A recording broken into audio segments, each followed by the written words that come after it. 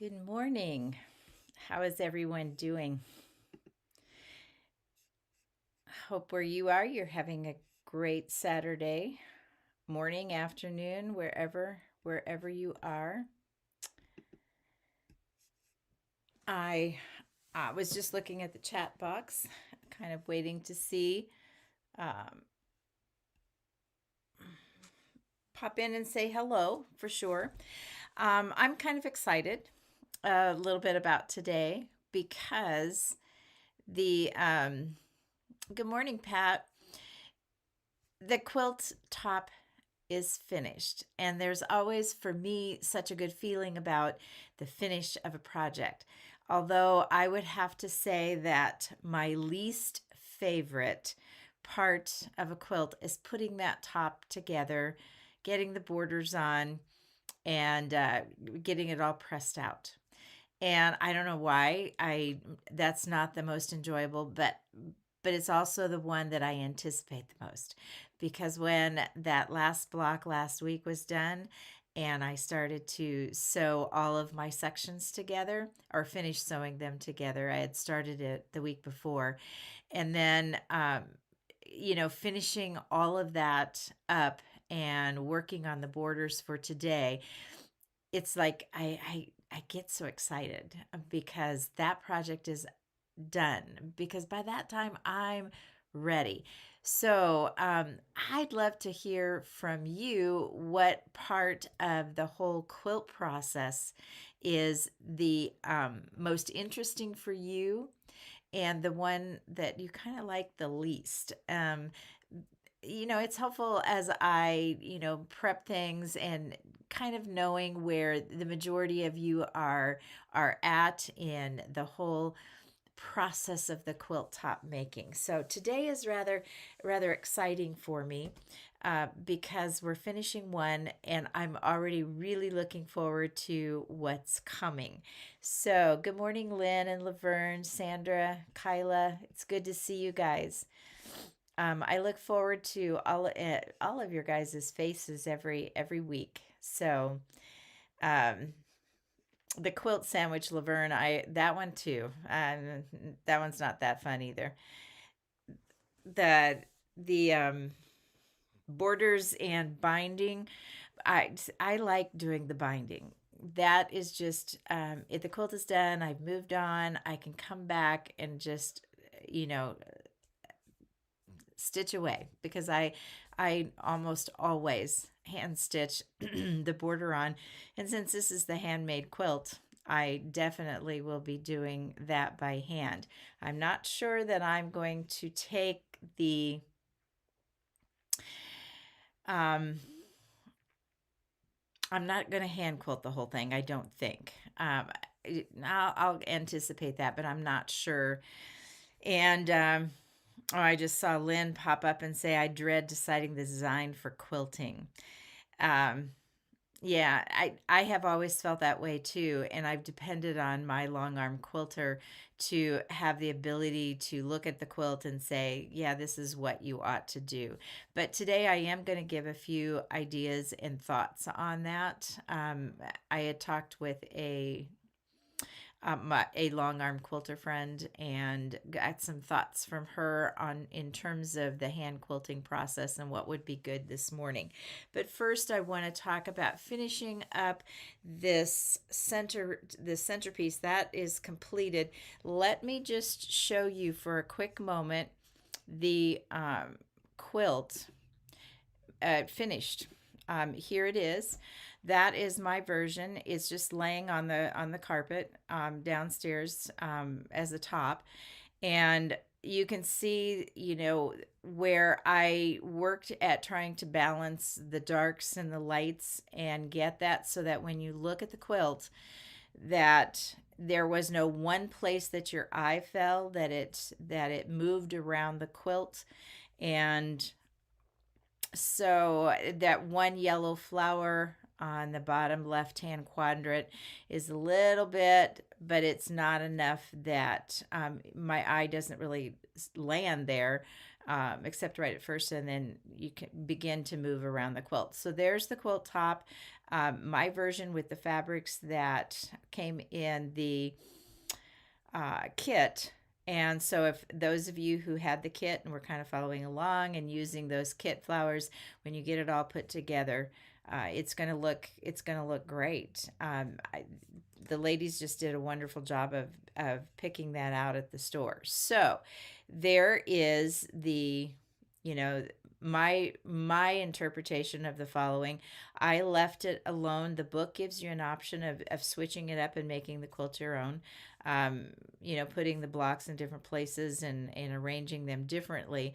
But I kept to the book so that it would be easier to follow along. So now, before I put the borders on, I had the center done, and I did some measuring, because one of the things that I know is no matter how carefully I have sewn every block, I have measured them when I'm done with each block so that they measure correctly, whatever.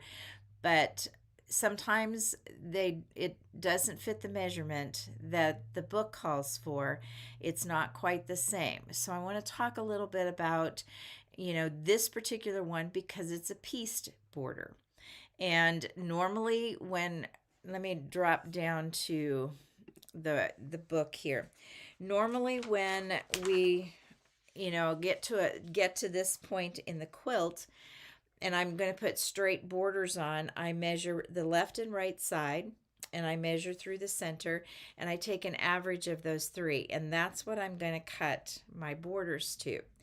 Generally speaking, I will put my sides on first, because those are the longer pieces. And then I don't have to buy quite as much fabric. And if I'm a little bit short, I can, it's going to be made up in that. Once I get the sides on, then I measure, with the sides across the top, the center, and the bottom of the quilt. And I do the same thing. But this one is a little bit different because we are putting piece borders on. Now, when I got to, they give us directions here of how big, this is supposedly a 16.5 inch piece. This one, I believe, is 4.5. I think those were 2 inch squares finished. And then this one, is 42.5 long. So now I take the measurement that I measured, the quilt, and I went through. So I want to go back over here, and I measured this top part. All right. And that's, what I got from there. So then I went back and I measured from here to the end of the quilt. And what was that measurement on my quilt? All right.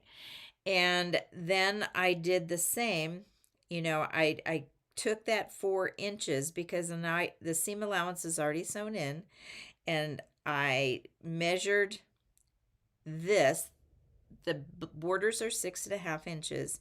So I measured to the end of the quilt, added that 6.25, because once this is sewn in, I don't have that seam allowance any longer. So now I have my measurements, and I compare them against these measurements, because I want that to fit in. If it's too long and you're having to ease in, you're going to get those ripples in the quilt. If it's too short, it's going to be stretched, and your blocks get a little bit of distortion in there. And so I don't really want either one of those two in the middle, anywhere on my quilt, whether it's the border, if it's the within the blocks being stretched, whatever it was. So I got my math measurements all the way around, what these pieces were to be sized to. And the only place that I had to make an adjustment, and I'm not real sure why it was only on one side, but I had to adjust the top of this. Now, I found it, the other thing to really pay attention to is how did you sew this, piece in, um, and this one here, because I messed up. I sewed this piece the other way around. And so when I was finished, there was two dark together, and I had to remove this, take it out, and turn it around. So I'm just saying, so that you don't have to do that extra work that I did, um, just make note of that, because these are the places where it's most noticeable of how you sewn those in. So I went back and I sewed all my borders. Now this, the way they're showing you to do the borders, eliminates some of the, you're only going to have to do one partial seam. So you start at the bottom, which is not, it's kind of a usual thing, but not always. I tend to start at the top. I don't know. They're asking you to leave the border and leave an opening again right down here where we're going to do that, partial seam as you sew that part in. So you get the bottom sewn on right here with that extra piece laying out here. This one, then you'll start at the bottom of the border, and it should fit perfectly without stretching or easing of any kind. If you did your measuring, you line it up with these two. Normally on a bordered quilt, I will find the center of my top, I'll find the center of my border, and I will pin that, and then pin the outside edges, and then any other pinning that I need to do in between that, so that I have it. So again, there's no easing and there's no stretching, in terms of that. But here, because it's a piece border, we're going to line it up with these pieces here. And I found that to be really easy. Then I use this long piece here as, another border, measuring from here to there, um, pinning here, and then I, dropped a couple pins. Oh, my apologies for that. So, and then we do the top border and it fits in. I am so sorry. And then the last border, you sew from the top all the way to the bottom. We have now this gap, and it should fit perfectly in there. Then you're going to flip this up like they show here and sew that partial seam in, and your top is complete. Hopefully that makes sense to you in terms of getting the borders on. So we're basically going counterclockwise around the quilt to sew the border on. Let me check to see if there are any questions, and if you have any, drop them quickly. Yes, good morning, to everyone.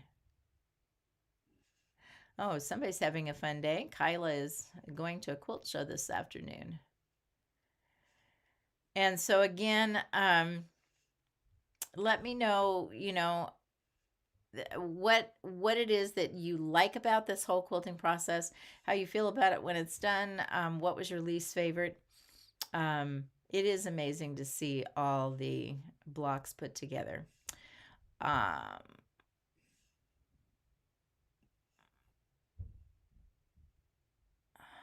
Okay, I don't see any particular questions.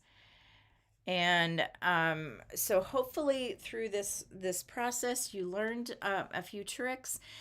You learned a little bit about putting a quilt together, and that it was a fun experience for you.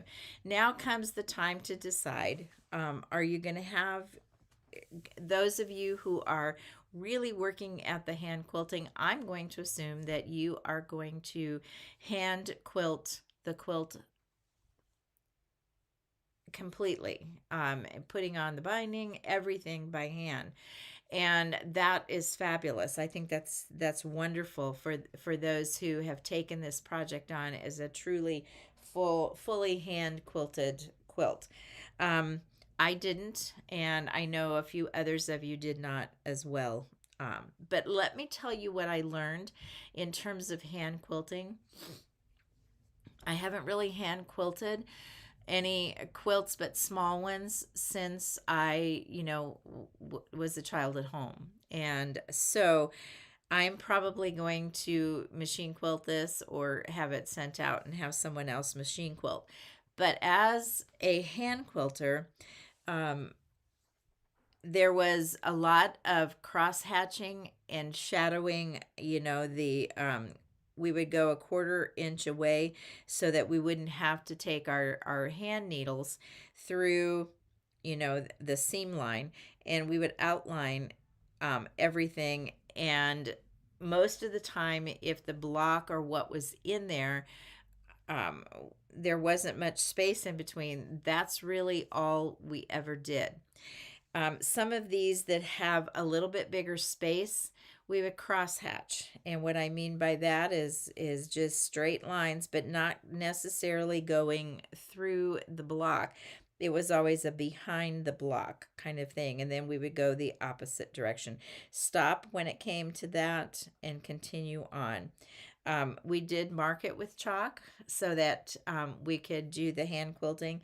And then in this block, when there was open spaces like this, there's where we put a design, and there's let me see here.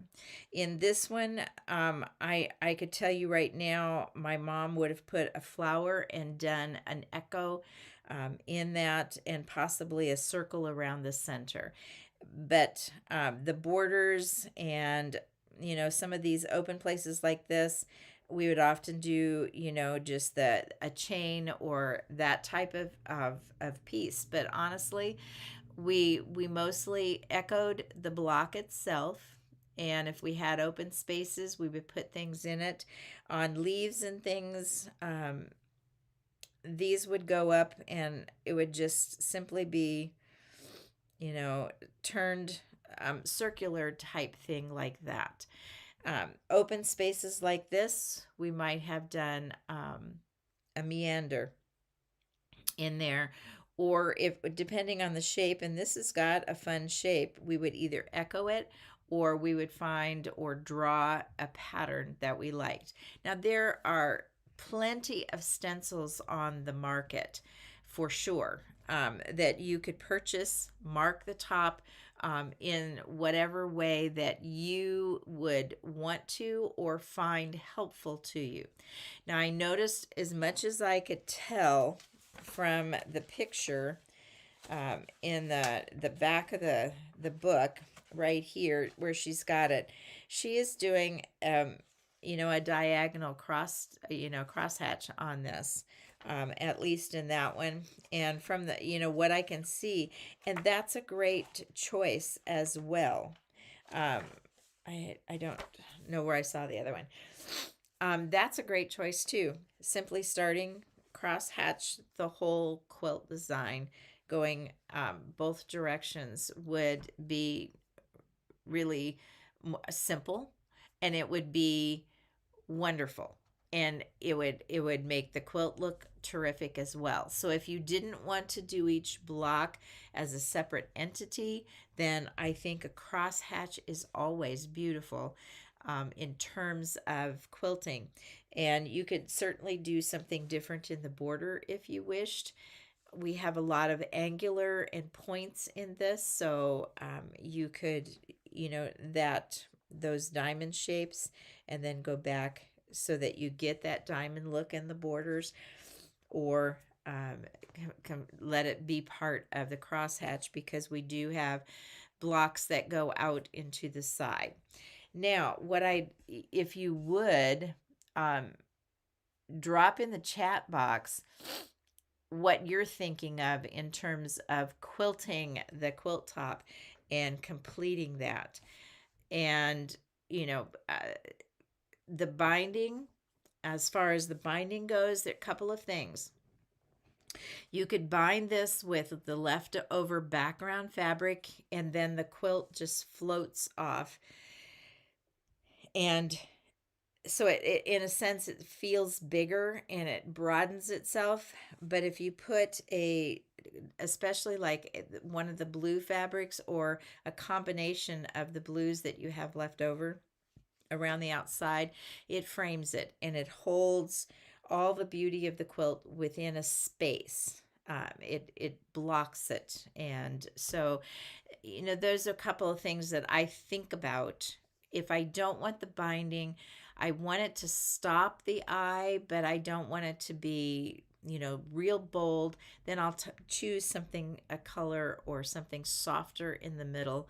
But if I want the quilt to feel bigger, to expand the eye, then I will use, the border fabric as the binding. So, drop your questions and your thoughts on quilting, what you have been thinking about, and are ready to do for the quilting of that.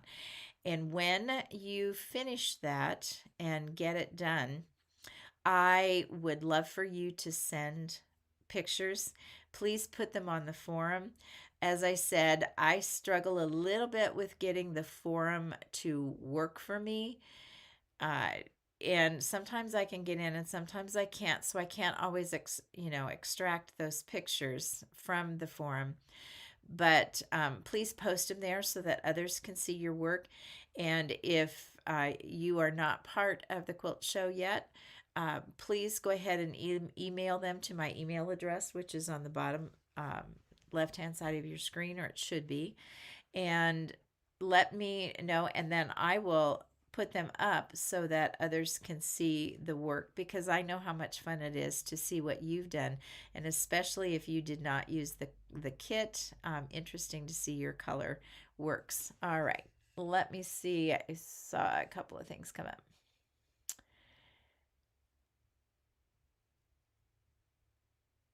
Oh, Lynn, that's a great idea, to mix it up with both machine and hand. Um, Candy cane stripe for a Christmas themed quilt is always, to me, pretty perfect. And I see that Kristen has put up the forum.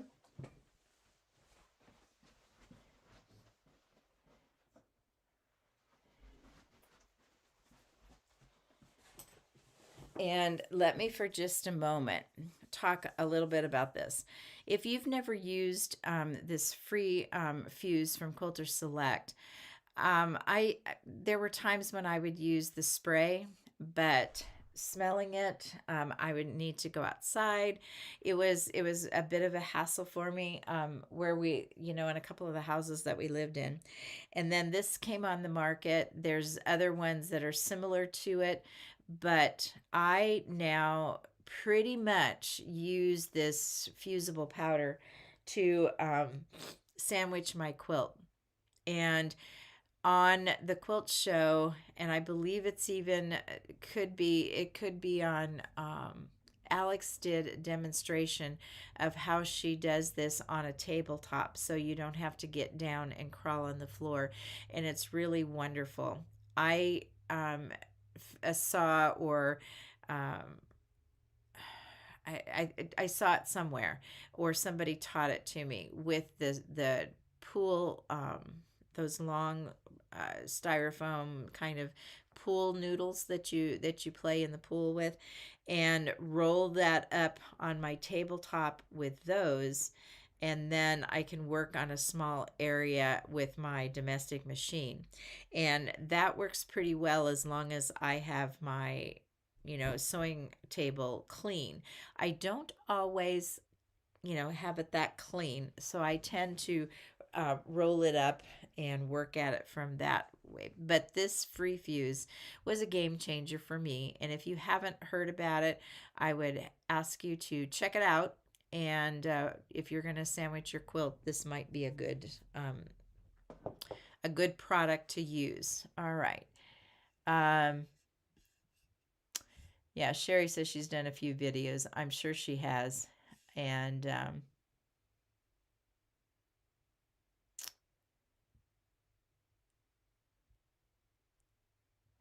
All right. Thank you, Rebecca, for that. And so what comes next? We have finished, the handmade quilt. It's a beautiful quilt, and I'm so glad that we did that. Coming up, what we are going to be doing, I'm really kind of excited about, and it came from, and the idea came from one of you who put up, because I asked about if you would list the things that you would like to see or learn how to do. And one of you shared that you would like to learn how to do a mola quilt. And that sparked an idea of, well, what about, things from other countries? Because I've done, a little mola and it was fun, but it's not something that I said, oh, I have to, do this and I want to, do more of them. And so we're going to do several different ideas from different places and different parts of the world and learn a little bit about how that came to be, in that place at that time. So those are some of the things that are coming up.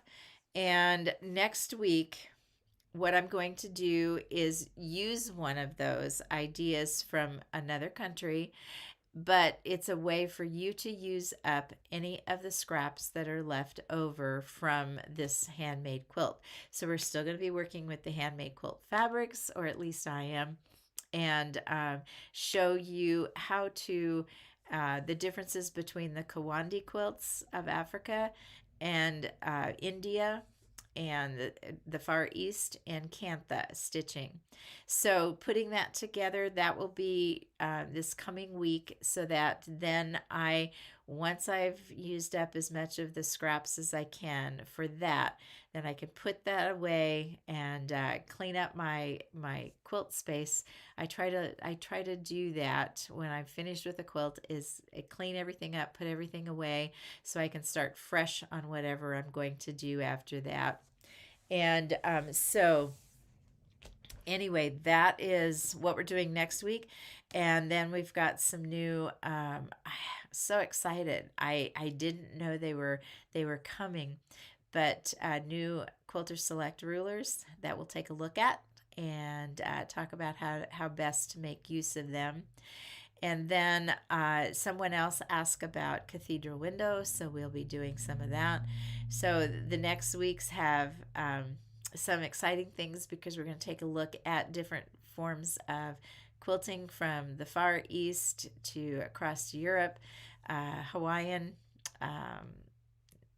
different parts of the United States. So we very exciting. I'm looking forward to it, because I've done each of these things in the past, and some I loved and did again and again. Others I said, okay, I know how to do it, I understand it, I know where it came from, but I'm moving on. So hopefully that will inspire some of you and get you excited, and we'll work on that. So I next week, gather up all your little scraps.